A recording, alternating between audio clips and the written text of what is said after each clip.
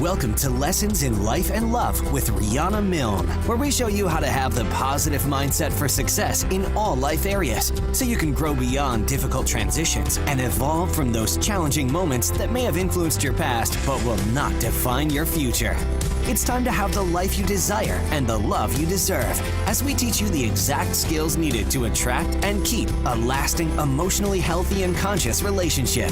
Now, please welcome your host, certified life, dating, and relationship coach, trauma professional, and best-selling author, Riana Milne.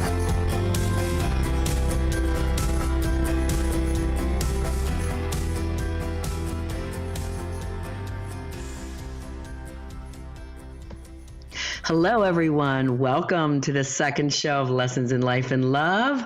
I'm so happy to be here with you tonight and every Monday night at 6 p.m. Eastern Time.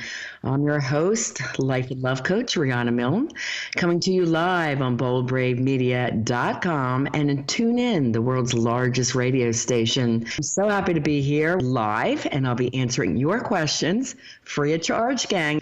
So just call me at 866-451-1451, and you'll get my super nice engineer, Abraham. Just give him your name and question. Take as many as I can during this call. So please don't be shy. It's okay to change your name and city, but I do want to answer your questions and concerns about our topic or anything else that's going on that's concerning you in life and love, because I'm on a mad mission to change the way the world loves. I'll be talking to you all about how to have emotionally healthy, evolved, and conscious love, and how to avoid toxic, painful, traumatic relationships, which seem to be too prevalent today. I'm all about helping you transform your life into one that you're passionate about and to have the love you deserve. So let's dive in, my love angels and transformers. Tonight's show, we're going to identify the signs of trauma in relationship. Is chemistry a good thing or a bad thing? Why and why not? What does it mean to be driven to succeed? And what are the childhood trauma effects on the family and on kids? Because this topic affects every adult, whether you're a woman, man, younger, older, straight, or LGBT. So this information is for everyone. And once you learn it, I hope you help others and help spread and join the mission of changing the way the world loves. Let's do a very brief overview from last week in case you weren't able to make it the very first show. What is childhood trauma? Why do I care about it? It was something I discovered in a relationship of mine. The gentleman that I love very deeply and dearly had something going on within him that I never heard about in my triple master's program of applied clinical and counseling psychology. So I was on a mad mission to figure out what it was.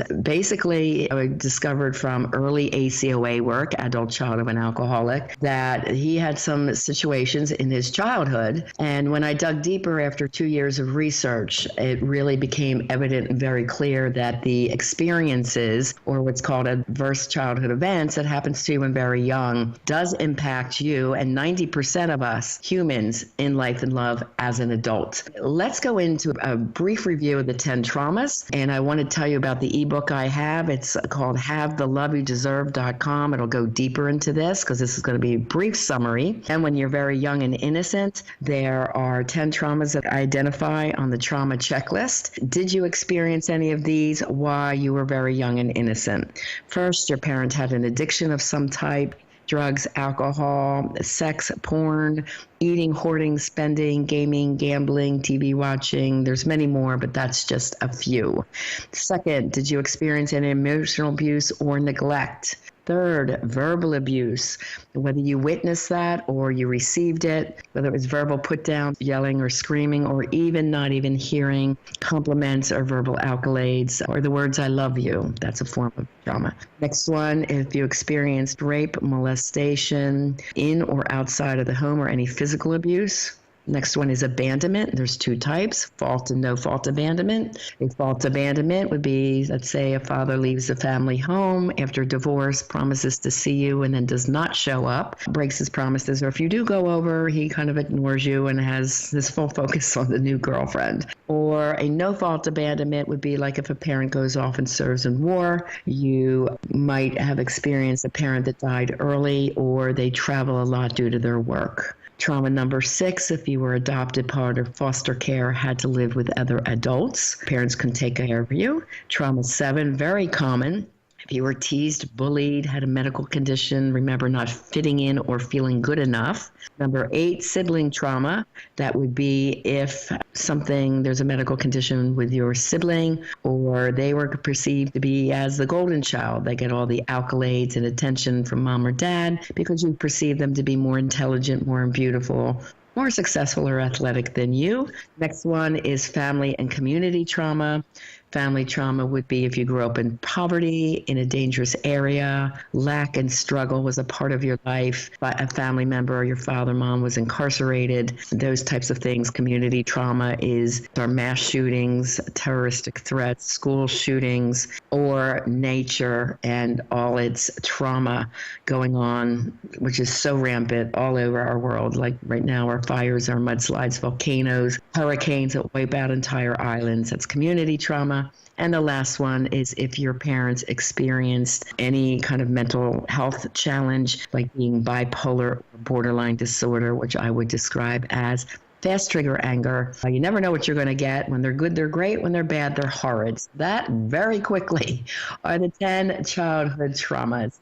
Now, also information that I share with you is from my 2 books that are sold in Barnes & Noble store. One is Love Beyond Your Dreams, Break Free of Toxic Relationships to Have the Love You Deserve, and Live Beyond Your Dreams, From Fear and Doubt to Personal Power, Purpose, and Success. And I do give free chapter downloads on those at my website, rianamilne.com. And if any time you want to reach out and talk to me personally throughout the show or after the show, just contact me through the website, rianamilne.com, because I want to make sure I do help you with your questions. Of course, we are taking your questions live tonight.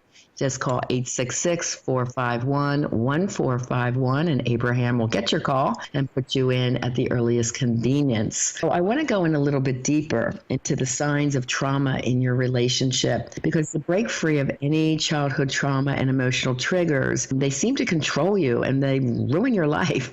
And your relationships are deep. They're from the unconscious. They become part of your quote-unquote normal. And those that have had childhood trauma as young people, as adults, they tend to have ongoing anxiety and bouts of depression and a very fear-based mindset. They easily are frustrated in life and they have a low sense of trust. These are all dynamics because of what you did or did not receive from your mom and dad when you were young. And as adults, it comes out in your dating and love relationships. The first step we have to do is we have to make the unconscious conscious, because my quote, everybody knows it, is you can't change what you don't understand. And unfortunately, as young people, we were not taught the dynamics of relationships.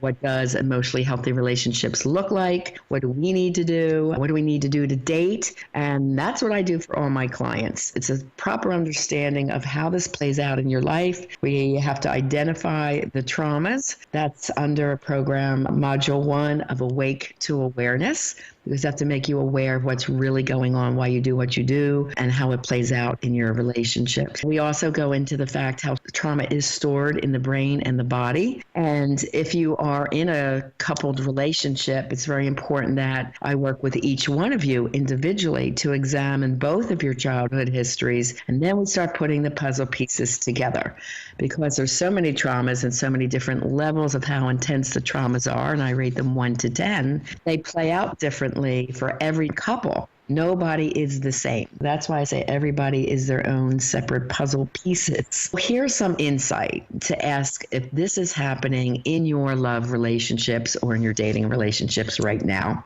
There's just naming like 6, and there's about 25 different ways this stuff can play out, but these are some common ones. So if you're in a relationship where one partner is trying to control the other, this often plays out where you had no control as a child. You might have watched your parents fight and carry on, and you just felt there was nothing you could do. So you either went to your room and got quiet. This is what we would call someone that learned passive response or became an internalizer, or they would be an externalizer and start lashing out later in life, usually as a teenager. When I worked in the adolescent unit of Atlantic Care up in Atlantic City, New Jersey area with the kids that were age 5 all the way to 19, I got a lot of the critical kids. They were either suicidal or they were cutting. And cutting is an internalizing anger.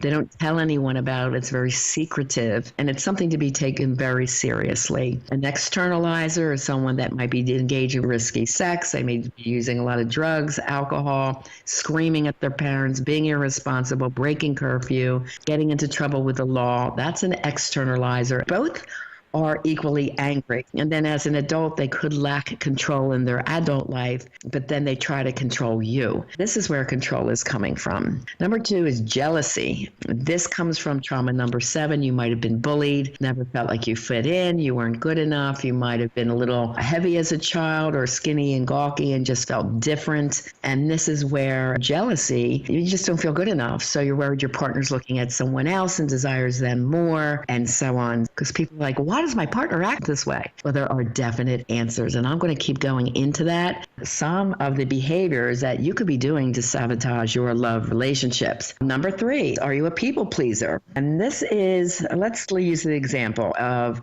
a little girl that might have been verbally abused by an alcoholic mother, for example, and she does everything to try to keep the peace, to keep her mom not from yelling at her or her siblings. So she'll overdo. She might cook and clean and set the table, anything like that to just please the mother, to keep her from yelling and screaming. People pleasing, then as an adult woman, it comes out where they overdo for their spouse and their children. And they would come to me and say, I never feel appreciated. I never feel loved. Nobody loves me as much as I love them. So that's where people pleasing plays out. Number 4, lying for no reason. Do you ever know anyone like that? They lie constantly. You're like, why do you have to lie about that? This is somebody that was physically or verbally abused quite a lot as a child. And if they were severely physically abused, they tend to be more of the con artists and sociopath. But they learn to lie and they become brilliant at it. And they learn they have a 50% shot, a chance not to get punished if they did something wrong, if they could lie very well. So it just became part of their normal and their nature. This is something that's a very dangerous person to love.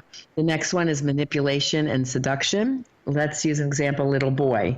If he was told his opinions don't count, he's up to no good, he'll never amount to nothing, or just put down verbally, insulted, humiliated in front of other people or other men, they will learn to use manipulation and seduction primarily with women to be idolized or adored. This little boy would have gone into like a female teacher and charmed her, became the teacher's pet, and that was one way where he could have been liked and gotten love. And then they become very charming when they become older. So when you fall in love with someone who's very charming, you say, wow, he's doing all the right things. He's texting me a lot and calling me, and he's so charming. And it could be a red flag. So you want to be really careful. Humor could be a red flag, especially when it comes to the point of sarcasm. Well, I remember doing a research paper on the comedians. Well, everyone I researched had traumatic childhood trauma.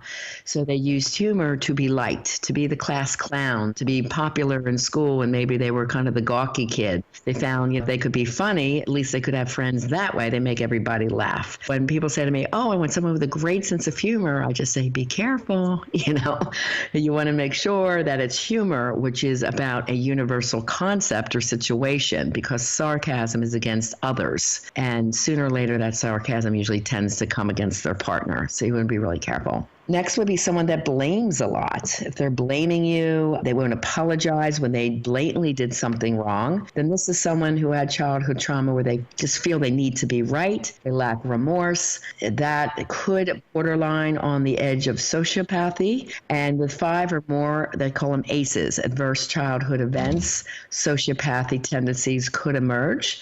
And from my research, Martha Stout's book on sociopaths, so 1 in 25 people are sociopathic. So you really want to know what you're looking for while dating. What are the emotional triggers? Well, when you're stressed out, this is when somebody kind of just breaks into crazy reaction or anger, and we call it traumas or triggers. This is a part of us that is angry, fearful, or anxious. And then we tend to explode when one is triggered. And what is happening is the sympathetic nervous system of the brain gets heated and on overload when you're stressed out or when a certain event happens to you that relates to the original pain from the original trauma when you were younger. This over time repetitively does ruin relationships. Trauma is stored in the brain and body. Over time, your biography becomes your biology. Research from the Kaiser Permanente group out of San Diego and the Center of Disease Control shows that early diseases like late 40s into the 50s and 60s all come from people that have had childhood trauma. And they did this research with thousands and thousands of people. So I thought that was really fascinating. The research did not go into love relationships, however, but it does show a big correlation between heart disease, diabetes, irritable bowel syndrome, chronic fatigue, and all kinds of other illnesses due to trauma not being solved and healed. It's really important that you learn to heal these traumas in the past. So let's go into what's chemistry, okay? Falling in love with someone by chemistry is moving forward in love blindly. You just fall in love because, wow, you think that person's hot, they're beautiful, they're funny. It tends to be shallow qualities. And you want to look deeper to see the qualities of someone who is honorable, trustworthy, a good parent. They work hard. They're stable financially. They're not high risk in the way they run their life because that could jeopardize you. Chemistry is very powerful, and it's dangerous because it makes you crave what is quote unquote normal in your life, meaning it pulls you to your past. If you had a tough to love, demanding father who was negative, controlling, and strict, you're going to be attracted to that same kind of guy. And it's hard to believe, but, this is why you see the dynamic a lot. Somebody who had the alcoholic father, a woman, and she would fall in love with a guy that's an alcoholic. And consciously, she would never choose that. She had all that pain wrapped around it. But she would have somebody that has some kind of an addictive behavior. That would be her normal, to be drawn to someone like that. So you've got to be really careful because two people of childhood trauma definitely causes toxic relationships. What comes out of toxic relationships? Well, it really does lower your self-esteem and your confidence levels. I have people tell me all the time, Rihanna, I lost who I am. I'm not the same vibrant, outgoing person. And that's the result of toxic patterns over time. Unhealthy expectations. There's a lot of trust issues, a lot of behavioral changes, risk-taking, and it affects all areas of your life, whether it's family, friends, dating, parental relationships. And there's this quote that I really like. It says, let go of people who dull your shine, poison your spirit, and bring you drama. Cancel your subscription to their issues. That's a quote I read a while ago that I thought, yeah, that's good. So falling in love just due to chemistry, like we grew up in America learning from our fairy tales and nursery stories like Sleeping Beauty. The handsome prince comes and kisses her and they live happily ever after. Well, there's a lot more going on than just the handsome guy and a good kiss. That's what I teach. I teach everything else in between, how to make sure you're falling in love with someone who's emotionally healthy, conscious, and evolved. And evolved means being your highest and best self. You really want to make sure that you are finding someone that is emotionally healthy before you make an emotional connection. An intimacy connection. What happens to that romantic relationship or marriage that's based on chemistry? Let's talk about chemistry. What is it? First, it's a rush of adrenaline, serotonin, and dopamine, which are your happy chemicals in your brain, which makes us think we'll be in love with our partner forever. And that's from evolution, because it's long enough to have the man fall in love with the woman, procreate, have children, and continue our race, the human race. So this is what chemistry is. And then romanticism causes the rush of oxytocin and vasopressin, which leads to more irrational actions. Like you're in cloud nine. It's when you're falling in love, so all you can think about that person. You wake up thinking about them, going to bed thinking about them. You see their call, you want the text when it comes in. You're all excited. So this is all, quote, chemistry. And these phases, both of those phases last about 2 years. For the woman to get pregnant, raise a child and have that somewhat sustainable relationship between mother and child, which is sad. But this is why you need a whole lot more than just the chemistry. Let's talk about business people. We're going to interweave that tonight. Business people take risks to succeed, right? Well, this is the same for them in love. They make a purely irrational emotional decision based on lust due to chemistry and hormones. They're used to that quick move. Yes, this is what I want, boom. And they're used to moving quick in business and making that happen for them. But, risky behaviors are dangerous for relationships. That's why you have to learn what to look for that's emotionally healthy. Other problems with chemistry, hormones and chemistry make one fall in love quickly and unconsciously because they pull to your past, which is your normal. And emotional triggers and life stress, they get in the way of romantic love. Life isn't easy. Many business people who are adrenaline junkies and workaholics, when the rush of romance is gone, they often move on to the next high because they get bored easily. Workaholism is a result of childhood trauma. Also, it is someone that probably was not giving accolades as a child, told great job, or they might have grown up from lack, poverty, and want to make sure financially they're going to be okay. So they're always looking to make sure that there's enough. They watch their mom, if they came from a single family home, their mom work really hard and be worried about money coming in the door. There is a trauma tied to workaholism as well.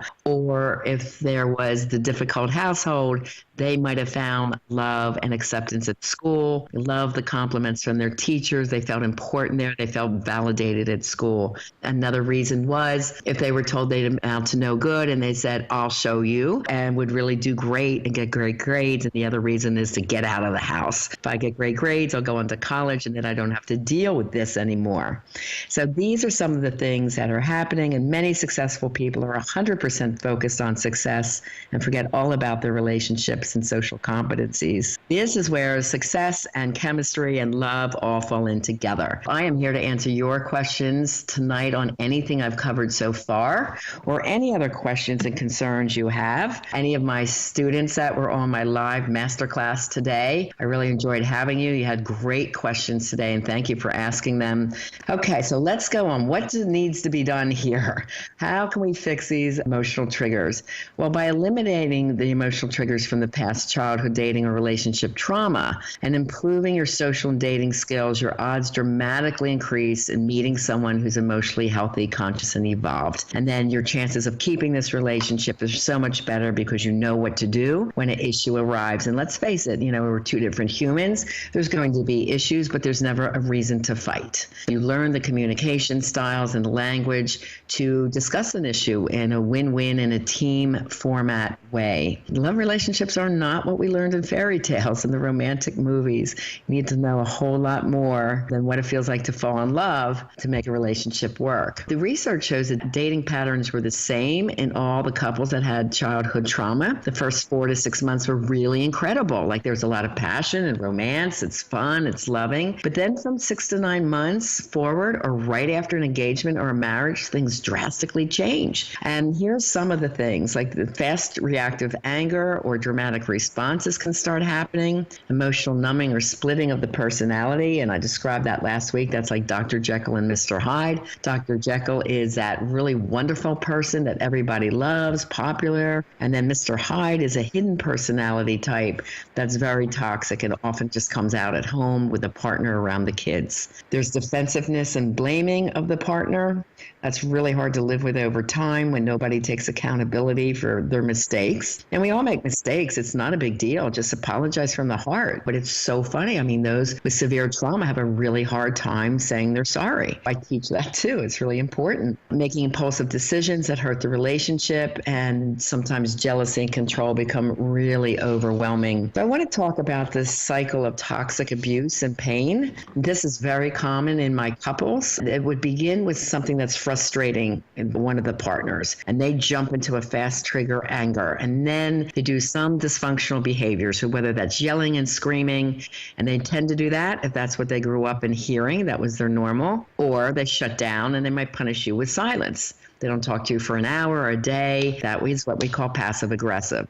And over time, if these keep repeating, they really ruin the trust, the safety, the fun, the friendship, and definitely the passion and the intimacy of the relationship. And the one partner that's getting the brunt of the abuse starts to feel hopeless about the future. They start questioning, can I even endure this anymore? Are we going to make it? And then you feel like you're walking on eggshells. You come home and, your partner's there and it's like, I hope they're in a good mood today. What are they going to be like? So that lends to the ongoing anxiety and the stress. And then the fighting occurs again, and there's a brief makeup period, and that's what keeps the person hanging in there. They actually keep trying to get the beginning 4 to 6 months back in the relationship, the romance period, the seduction phase. That's what they keep wanting back. Oh, but he was so good in the beginning, he really, really loved me. And that's what they keep aiming for. Other fight or flight emotional reactions that can come out is ongoing anxiety, aggression, and rage. Road rage, that fast trigger anger. Why get mad? There's a way to work beyond this. Poor focus, forgetfulness, mental fog, irritability and moodiness, self-soothing and medicating, which often is the beginning formation of addiction. Drinking or taking drugs to just calm down and feel better after a stressful day, and then it becomes an addiction. And then they often can be very self-centered or punishing with passive aggressive. Everyone that's narcissistic, it tends to be the big buzzword today, comes from childhood trauma. We can go into that in another show so people understand that. This is just a foundational show to give you some more ideas about this topic. How do we deal with the transformation? My clients, they go from pain to joy. We work with the mindset, which is very negative, fear-based, and with a lot of frustration, and turn it into confident and conscious mindset. There's a lot of doubts. We make it feel successful. The negative mindset turns to positivity. The anxiety and depression turns into peace and calm. And then not feeling good enough, we learn to create purpose and direction and new goals in your life, so you really start to feel terrific. I think I really want to stress, some of this sounds like really distressing, but I don't want you to worry because there's help for this. If you're curious to read some of my client stories, I think I have 70 testimonials on my website, rianamilne.com. Just go under testimonials. You can get deeper information on this on my free ebook, havetheloveyoudeserve.com. Just go to that URL, download it, and there's a way that you can contact me to discuss this concern. Any question is okay. If you want to talk with me in private, again, go to rianamilne.com and just fill out the pop-up form and tell me a little bit about your story and what you could be struggling with. We all want love. It's the number one basic human need. And when you're in a relationship, part of the healing process is looking at your past fights with a partner with forgiveness. You can't keep bringing up the past. And this is where some of our business people get into trouble, because business people are often ruthless and they're used to competing. They're very wise, but very often they don't forgive those that have scorned them in business. Your partner, this is your love partner. It's not a business. So you have to really learn to forgive them and communicate through and come up with a new plan for your relationship. Remember, the past is gone. It doesn't define us as a partner. If someone's trying to hold the past against you or digs too deep in your past, you've changed. You've learned from your past. When it comes to childhood trauma, this is the unconscious we're working with. So we have to make all those unconscious behavior patterns conscious and work beyond them. Once you learn these skills, you will learn them and use them forever. You know them forever. So that is the good thing. If you have a failure in business that costs a lot of money and defines you and your ego, your sense of a person, as either success or failure publicly. That's the difference with love. If you make a mistake with your partner, it doesn't define you as a lousy partner. You made a mistake. The important thing is you apologize from the heart. You become more mindful that you don't repeat that problem or the issue, and you work together as a team to move forward. And for success in love, you don't fall for one's potential. In business, one's potential for success is everything, right? But in love, they either are or they have something or they don't. Like when I describe for my people that want marriage in a family, it's either you're pregnant or you're not. Either they want marriage and kids or they don't. It's not like hoping they do or falling well for the potential of maybe they'll be a good dad. No. And then for people in the later generation, you have to be clear. Are you someone looking for an exclusive relationship? If they are, great. If you're not, be honest about that. Say, no, really, I'm just at a stage in my life, I'm just dating. Either I don't have time for the exclusive relationship right now, or that's not my desire. I recently broke up with somebody. I just want to date, meet some friends. Just be honest with where you are, and that living in integrity, right? Your word should be in integrity. The rules in love don't match those for business. You don't compromise your values and morals in love. If you want that relationship to last, you've got to be in high integrity to your word. And unfortunately, very often the morals, the values, and the rules are often broken in business. I mean, look at our political leaders, all the promises that are made and all of them broken. It's really horrendous. And you can't control your partner and last in love. You've got to work together as a team. One should not be controlling the other. And in business, having control helps you be successful. You've got to be organized. You've got to go about your day. You've got to be prepared. This is where the rules don't match for love and business. And this is why I have a lot of clients very successful in business, but struggle in love. And very often they're controlling their partner too much because they're used to controlling their business day, and they come home and nitpick and control their partner, and the partner just either says, I can't do this anymore, I'm not happy, or they go off and find love with someone that's easier. And you respect your boundaries in love. To succeed and grow in business, you must stretch your boundaries and take chances. So the opposites apply for success in business versus love. When I work with high-level success people, whether they're single and dating or they're in a coupled relationship, we have to look at what they're used to in their business day and let them understand that what's going on and working in business will not necessarily work in love. Let's talk about where does the drive to succeed come from. I mentioned a little bit, but sometimes attaining success is an obsession. So why is that? Very often it's tied to the need for attention and to get the ego stroked to feel successful,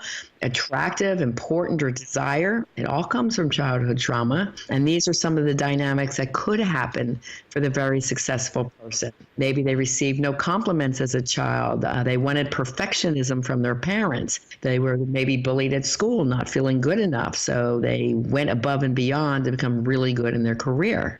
And maybe the sibling was the golden child, and you had to work hard to get notice or praise from your parents, or if you didn't even get it there, you got it from school. You became as successful as a child to help the family. Look at Michael Jackson. He was the main breadwinner of that family as a child. He pulled that entire family band to help the family financially. You were driven to leave poverty behind. This is Oprah's story, coming from a lot of childhood trauma, and she was driven to be successful, to overcome that life that she grew up in. You succeeded in school to get the teachers' accolades, praise, and love, or you were doubted about your abilities and your intelligence, leading you to prove your doubters wrong. And that is the story of Einstein. He was told he was quite ignorant and not intelligent, would be struggling his whole life. It's amazing the messages that our teachers, coaches give us. If young people believe in these negative messages, it can stick with them their entire life. Or like Einstein, Oprah, and Michael Jackson, they prove everyone wrong. In the case of Michael Jackson, he was so driven as a young child, went through a lot of childhood trauma with abuse, verbal abuse, physical abuse. He had a very hard problem connecting in love. He couldn't trust love. He loved the innocence of a child because, and I don't mean in a bad way, I totally think he was innocent of all those hepped up charges, but he loved the innocence of childhood because he didn't get to have it. He had all this responsibility as an adult early on, had a lot of pressure and the abuse, and he just liked the peace of that childhood existence. These are some of the ways that people successful struggled as children. So I hope you're starting to put the pieces together and it makes sense. We're going to go over the positive traits of those successful in business. So you're listening to BBM Global Network and TuneIn Radio with Riana Milne and Lessons in Life and Love. So I'm hoping when you learn this information, you can help others understand what's going on in their love relationships, because we want to change the way the world loves. Let's go into some positive traits of those that are very successful in business versus those with the typical 9-to-5 jobs, because those very successful in business, like a lot of my clients, they struggle in love and they've had childhood trauma. But let's see what they have overcome. So they earn a lot of money, usually. They're hardworking, intelligent, ambitious, responsible at work, organized and in control. They support their family well. The spouse and children are well provided for. Things get done when under pressure. They can handle it, and they tend to have a great reputation in public or society.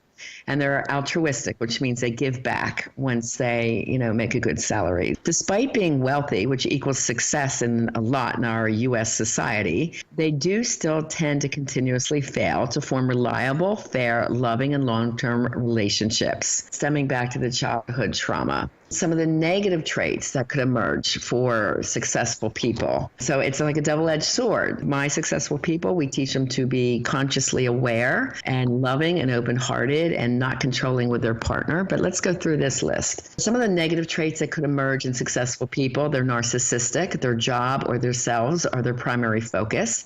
They control their partner too much. They're difficult and demanding to their partner and their kids. They could feel very spoiled, entitled. They expect perfection in their mate. They can be impulsive or prone to various addictions, coming home to alcohol to soothe a tough day. They often have serial sexual affairs without remorse. They feel entitled to do this if they're, quote, working hard, unquote. They can be ruthless and emotionless to employees. They can spend little time with their partner, yet demand sex. It's almost like, okay, I'm earning the money and keeping you in this lifestyle, so I want the sex I want, even though they're not connected. They quickly fall in love, and usually it's a lust and adoration. They crave romance for an escape from their work. They often have fast marriages to a sexy partner to help stroke the ego. And there can be fast deterioration and then divorce, and they control the process. So many successful people are rock stars in business, but in romantic relationships, they really suck big time. I have an example to run through, and this is Steve Jobs from Apple. And this is taken from his documentary. This is nothing I'm making up. And of course, he was extremely successful. His success has brought incredible change to our world. He remembered most of his childhood not being wanted. And I didn't know that. And that's why I found the biography so fascinating. He was adopted twice. So the first parents gave him back. And he was a loner, he was shy, and he always craved security. He was a workaholic. His job was the most important thing. He was known as being difficult, emotionless, and demanding to his employees. He came off as spoiled and expect perfection at all times in work. He was a loner. He was described by people as weird or different. He had distant and absent relationship with his daughter for most of his life. He spent little time with his wife. He ended up divorced. He was very excited and got connected to things, machines, because they couldn't hurt him. And then he was often called with blurting out. And blurting out is saying offensive or impulsive things that hurt other people or can be used against them down the road. Today, one of our top politicians has many of these same attributes. And yes, he comes from childhood trauma. The biographies are really interesting to see people with high success and what they might have endured as children. Another success story, and this is taken from The Secret History of Tiger Woods, Wright Thompson for ABCNews.com through ESPN. And of course, he is known as our most successful golfer in history. And many of you may not know, he was a victim of severe racist bullying. He was tied to a tree, painted, and stoned by rocks as a child, while a teacher watched from afar. He's described as often acting like an adult child. He likes skateboarding, comics, Transformers. He's described as having few friends, and he actually has a boat called Solitude. He likes to be alone. He has a huge need for security because those with childhood trauma have low trust. They're often isolators. He's an insomniac, always had trouble sleeping. That's another common trait. He's quoted as saying, "Golf helped me keep my family together." And that was one reason he took to that profession. His dad was from military. He was stubborn and stern, but his dad is quoted as being his best and only friend. And when his dad died, that's when his world started falling apart right away. Tiger was described often as nerdy and socially awkward, but he bragged about his sexual contrast and admitted to having a sexual addiction. And as you know, when you act out with impulsivity from childhood trauma, what happens? You lose everything. You lose your wife, your children, your reputation, your career, your income. So his unconscious emotional triggers kept getting him into trouble, and his world spiraled after his rock. His dad was gone, and there was always so much pressure in his life. And it's ironic because he says, he hated that his dad was a womanizer, and his dad often cheated on his mom. So he grew up witnessing that as normal. Even though he hated it, it was his normal. Tiger had a lot of issues. He was also ACOA, like Michael Jackson had a lot of childhood trauma as well. I hope these examples are starting to paint the picture picture. Could be successful in business, but struggle in love. And these childhood traumas and triggers tend to get in the way of a wonderful relationship. This Dr. Jekyll and Mr. Hyde personality often emerges in successful people, just like, Tiger. And the charming person or face of business is confident, but they're often awkward, shy, or uncomfortable in personal love relationships. And their lack of self-esteem and ongoing anxiety creates poor results in love. So they find, someone that has competent social skills oftenly as a partner. And when there's stress at work, the stress always triples at home. Overworking and escapism sets in, and this is where drinking, drugs, sexual affairs, anything that's risky, ego-evolved, and pleasure-seeking tends to get in the way. And this really does affect the family. Of course, the children are very affected. It does go through the generations, and there's so much more to tell you, gang, but we will continue this discussion next Monday night at 6 p.m. because Love Transformers, that's all we have time for today. I want to thank you for tuning in tonight, and please send me your questions or go to rianamilne.com and check in with me with any of your concerns. If you know any of your friends who are struggling, who are single or in coupled relationships, those people you love and care about, be a love angel and tell them to join us next week. Appreciate you sharing the love and helping me change the way the world loves. Please take a moment and leave a comment on boldbravemedia.com and any questions about what you want to learn in any upcoming episodes of Lessons in Life and Love with me, Coach Riana Milne, and I look forward to your comments and reach out to me at rianamilne.com. Okay, Love Transformers, be sure to join me next week, Monday night at 6 p.m. on Bold Brave Media, Global Network, and TuneIn Radio.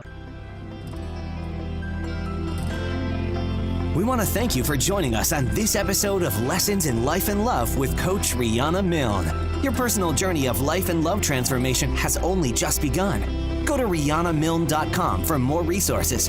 And if you're really ready to take action to improve your life or love situation, apply now for a free Life and Love Transformation Discovery Session with Riana, a $500 value. Just contact Riana with your questions and to tell her your story at rianamilne.com. And remember, it's time to have the life you desire and the love you deserve.